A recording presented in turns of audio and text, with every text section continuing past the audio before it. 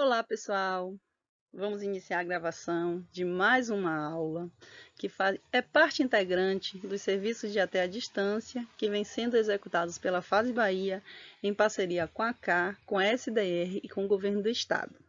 Então, essa ação ela é parte do Plano Emergencial de Manutenção dos Serviços de Assistência Técnica e Extensão Rural, que tem como objetivo estabelecer condições para a continuidade dos serviços de AT para os dirigentes, os agricultores, as agricultoras familiares e os agentes comunitários rurais das associações que estão sendo apoiadas pelo projeto Bahia Produtiva. Isso nos territórios do Baixo Sul e do Vale de Criçá, na Bahia. A aula de hoje, ela terá como temática a adubação. No entanto, a gente vai dar um enfoque nos elementos químicos que são considerados essenciais. Na última aula, a gente conceituou o que era adubação, onde para a Embrapa é a prática de adicionar ao solo adubos ou fertilizantes que forneçam nutrientes essenciais ao crescimento normal das plantas. Mas hoje, o nosso foco será discriminar quais são esses nutrientes, ou seja, quais são esses elementos químicos que são considerados essenciais para o desenvolvimento das plantas. Para iniciar, nós já podemos afirmar que são 16 os elementos químicos considerados essenciais para o desenvolvimento das plantas. E eles estão divididos em dois grupos, vamos dizer assim. O primeiro, que é o grupo dos elementos químicos não minerais, e o segundo, o grupo dos elementos químicos minerais. O grupo dos elementos químicos que são considerados não minerais é o carbono, o hidrogênio e o oxigênio. Já os elementos químicos minerais, eles estão divididos em dois grupos. Um que é o do grupo dos macronutrientes e o grupo dos micronutrientes. Os macronutrientes, eles estão classificados em duas classes, vamos dizer assim. Os macronutrientes primários, que é o nitrogênio, o fósforo e o potássio, e os macronutrientes secundários, que é o cálcio, o magnésio e o enxofre. Já os micronutrientes são eles o boro, o cloro, o cobre, o ferro, o manganês, o molibdênio e o zinco. Os elementos químicos não minerais, no caso o carbono, o hidrogênio e o oxigênio, são encontrados na atmosfera e na água, às vezes com muita abundância, e eles são responsáveis principalmente pelo processo de fotossíntese do vegetal. A fotossíntese é o processo realizado pelas plantas para a produção de energia que são necessárias para a sua sobrevivência. Então, a fotossíntese ela é uma das principais fontes de energia da natureza. Não só para as espécies vegetais, mas também para outros seres vivos, a exemplo, por exemplo, do homem, já que a fotossíntese ela desempenha um importante papel na natureza, que é o processo de purificação do ar, pois ela retira do ambiente o gás carbônico, que é resultado do nosso processo de respiração, e também o gás carbônico, que é resultado do processo da queima de combustível, a exemplo da queima da gasolina. E no final, no caso, a fotossíntese tira esse gás carbônico da atmosfera e libera e devolve para a atmosfera o oxigênio. Então, por isso que o processo de fotossíntese ele é muito importante, não só para as plantas, mas também para qualquer ser vivo, em especial o ser humano, que precisa do oxigênio para respirar.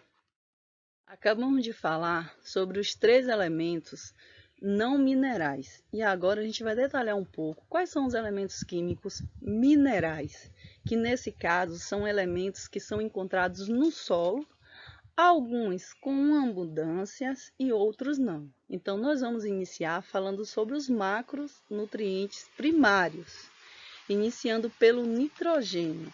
E assim, falando um pouco do nitrogênio, a função dele na planta é, por exemplo, agir na parte verde da planta.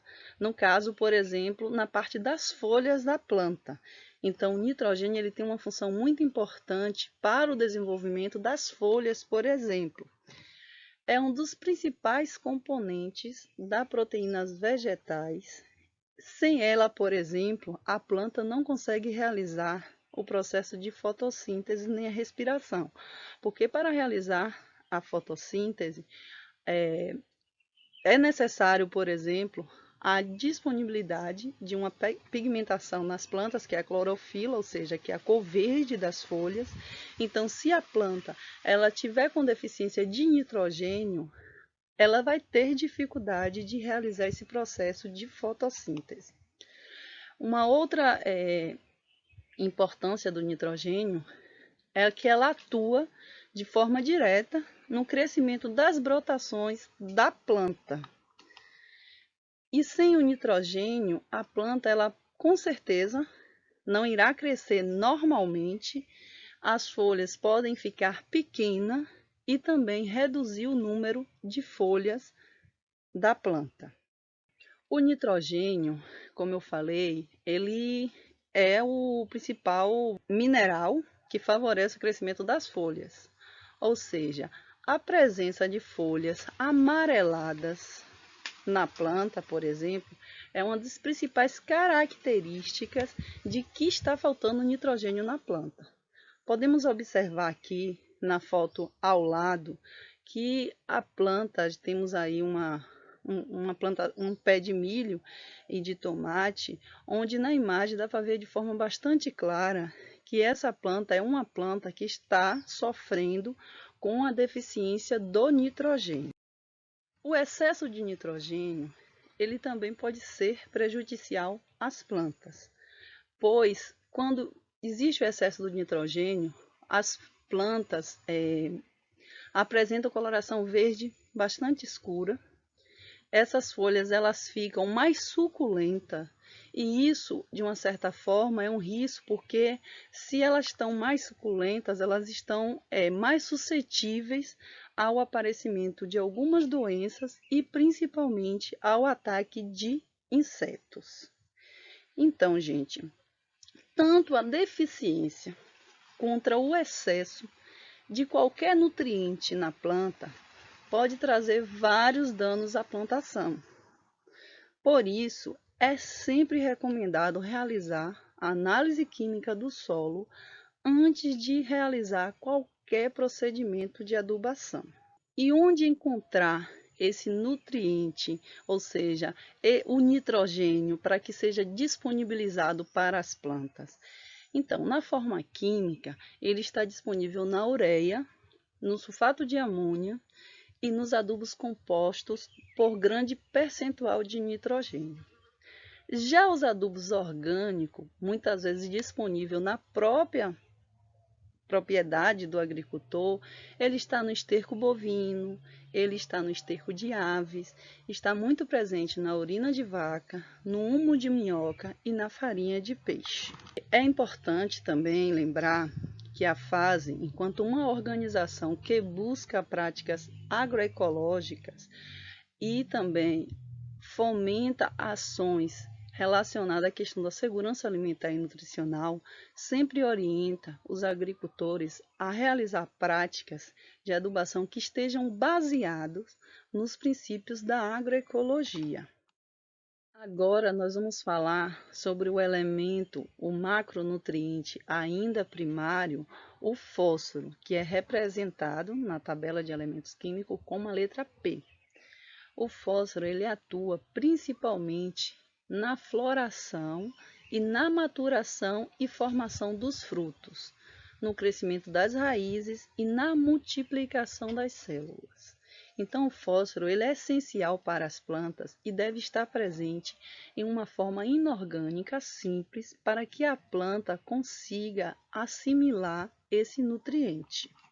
Quando está faltando o fósforo na planta, provoca o atraso do florescimento, as flores ficam quebradiças e reduz o número de frutos e de sementes. Então, a carência de fósforo causa distúrbio severo no metabolismo e no desenvolvimento das plantas. Em algumas espécies, principalmente, a exemplo do tomate e do milho, podem aparecer a cor roxa ou verde azulada nas folhas. Pode ser, e isso sim é uma característica da deficiência do fósforo, como mostra a imagem que está aqui ao lado. E onde encontrar o fósforo para suprir essa necessidade na planta? No adubo químico, ele está presente nos superfosfatos, nos termofosfatos e nos adubos compostos com grande percentual de fósforo. Já nos adubos orgânicos, ele está presente na farinha de osso, no pó de rocha e na farinha de peixe. É bom ressaltar que o fósforo ele é considerado como um dos elementos essenciais para a planta. Ele é um macronutriente primário, mas ele é encontrado em baixas quantidades nos solos brasileiros. Então, por isso, é sempre necessário fazer a recomposição do fósforo sempre que fosse iniciar alguma plantação. Agora vamos falar um pouco sobre o potássio.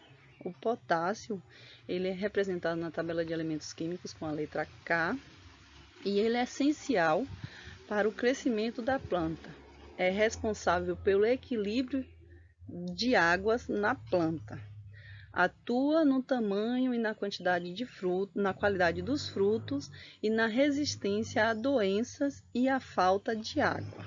O potássio, ele quando está faltando, a planta apresenta crescimento lento, as raízes ficam pouco desenvolvidas e os caules fracos e muito frágeis, muito flexíveis, e a formação de sementes e frutos, eles ficam pouco desenvolvidas. Uma das características da deficiência do potássio é bastante perceptível a olho nu, que é o aparecimento de necrose nas margens e ponta das folhas, no caso das folhas mais velhas, como mostra, por exemplo, a imagem que está aqui ao lado. E onde encontrar esse nutriente? Então, no adubo químico, ele está presente no cloreto de potássio, no sulfato de potássio e em outros adubos que têm uma concentração, um grande percentual de potássio. Já nos orgânicos, ele é encontrado na cinza de madeira, na compostagem e no esterco bovino. Agora, nós vamos falar sobre os macronutrientes secundários. Para isso, vamos iniciar pelo cálcio. O cálcio, ele é o principal componente da parede celular, é importante para a formação de novas células, para o desenvolvimento dos frutos e das raízes e dos caules. O cálcio, quando ele está faltando, a planta apresenta frutos deformados e manchados. As folhas mais novas apresentam pontas murchas e retrocídas. As raízes ficam fracas e mal formadas. Ao lado, nós vemos aqui frutos de um tomateiro com características de deficiência do cálcio. E onde podemos encontrar o cálcio para suprir a necessidade da planta? Então, as principais fontes de cálcio são o calcário dolomítico, a farinha de osso e a cinza de madeira. É importante lembrar, mais uma vez, que a deficiência ou o excesso de qualquer nutriente mineral pode trazer vários danos, vários problemas para a agricultura. Por isso, é sempre recomendado realizar o processo de análise química do solo anterior ao início da implantação de qualquer cultura. Outro macronutriente secundário é o magnésio. Ele é o principal componente das moléculas da clorofila. O magnésio ele é fundamental para a fotossíntese. Quando está faltando, as folhas mais velhas ficam sem coloração, apesar das nervuras permanecerem verdes. Como podemos visualizar na imagem que está aqui ao lado, uma das características da deficiência desse mineral, ela é bastante perceptível, pois a alteração na coloração das folhas acontece nas extremidades. No entanto, as nervuras, ou seja, as partes centrais das folhas, por exemplo, elas permanecem verdes. O magnésio ele pode ser encontrado no calcário dolomítico, nas cinzas de madeiras ou nos humus de minhocas. Bem, o enxofre. Esse é o último macronutriente secundário que nós iremos falar. Ele participa ativamente no processo de fotossíntese.